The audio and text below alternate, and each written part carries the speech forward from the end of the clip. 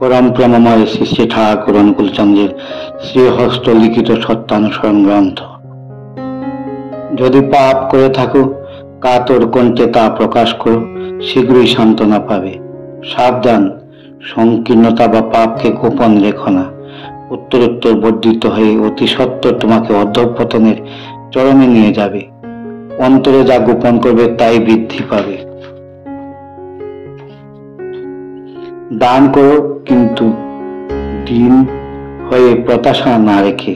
তোমার অন্তরে দয়ার দরজা খুলে যাক। দয়া করা হিসাবে দান করা অহংকারের পরিপোষক।